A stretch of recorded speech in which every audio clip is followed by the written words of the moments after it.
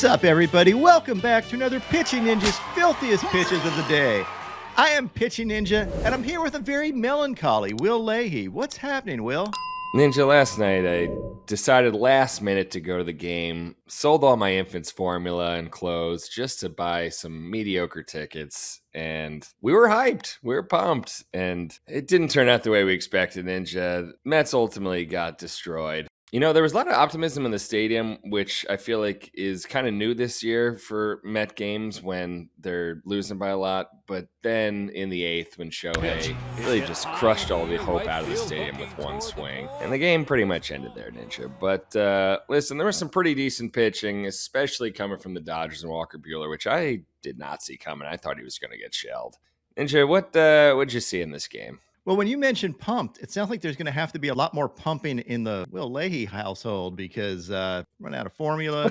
Got to do something. That's exactly right, Ninja. We're going to milk her for all she's worth. Yeah, I think you might have to do the pumping this time. Like, you spend the money, you give up the breast milk.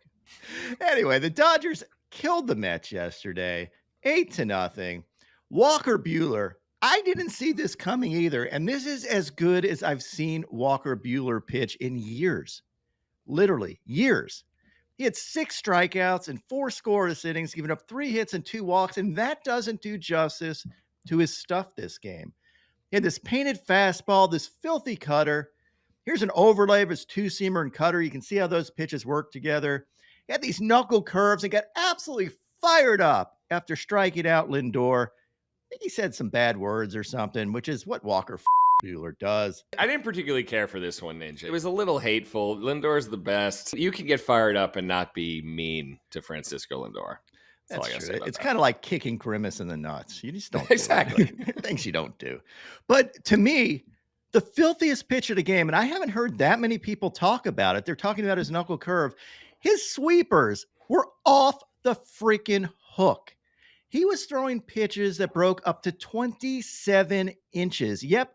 That is 2 feet and 3 extra inches. He has never done this before in his career. He said this was due to the cold weather and maybe a little headwind.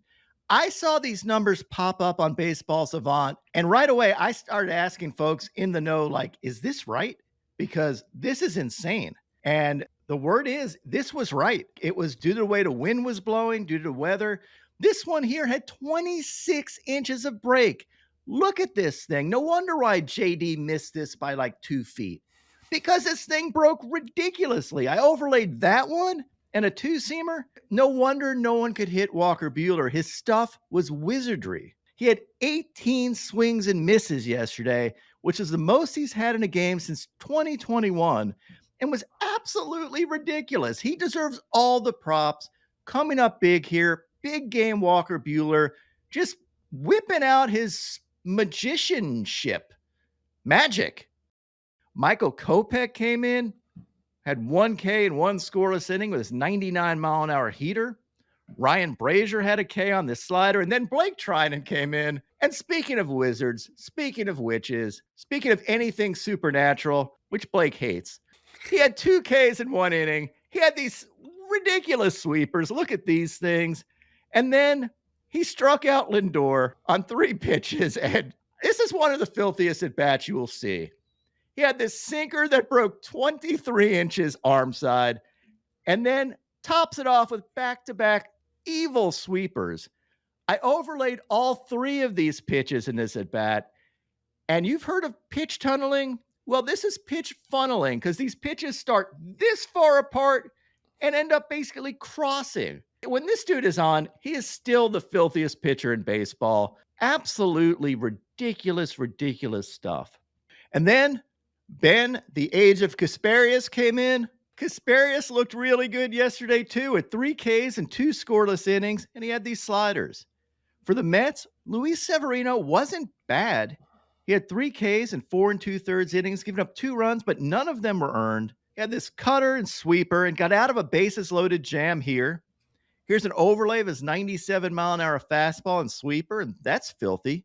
And Reed Garrett came in, gave up some runs, but this splitter is legit filthy. I mean, this thing is, look at this arm side movement, and then how this dives to the dirt. Just nasty stuff from Reed Garrett. Not nasty enough to keep the Dodgers off the board, but it's a good pitch.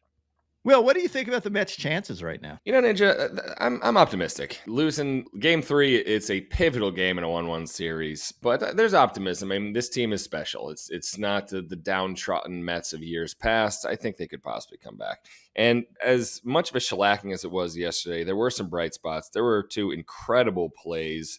Tyrone Taylor with this, one of the catches of the year. I thought there was going to be some concussions involved here. Saved a couple runs. Was a crucial out at the time.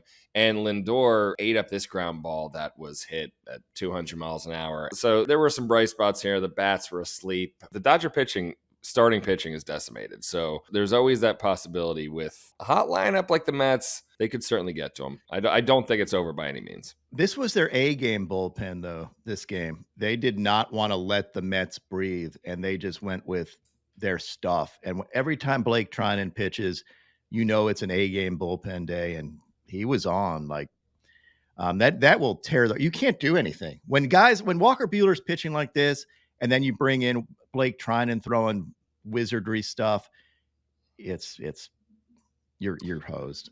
And Ninja, before we go, I got to give the dong of the day to the Los Angeles show pony, Shohei Ohtani, for spanking this home run 600 feet. Ninja, for my seat, this was the most majestic home run I've ever seen in person. I thought it was out of the stadium. No exaggeration. Just some fun stats here. Shohei is now 17 for his last 20 with runners in scoring position, which it doesn't make sense. You did hear me correctly. 17 for 20. And in this postseason, he's 7 for 9, which is a 778 batting average with 2 home runs and 80 RBI with men on base, and 0 for 22 with bases empty.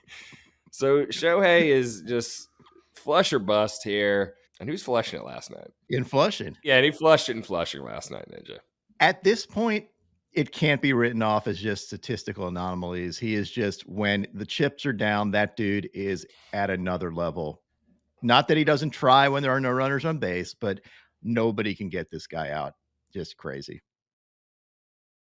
And now, my pitching ninja moment of Zen. It's Ohtani. I like him going with this boo stuff. Like, he doesn't mind being hated. There's Shohei Ohtani. Dodgers being introduced. My picks of the day today, I'm going to start out with Clark Schmidt for 4 Ks or more, then take Juan Soto for at least 1 hit, add in Yoshinobu Yamamoto for 4 Ks or more, and top it off with Jose Quintana for 4 Ks or more. And then I'll add in my 30% profit boost to boost my profits by 30%. What would your picks of the day be?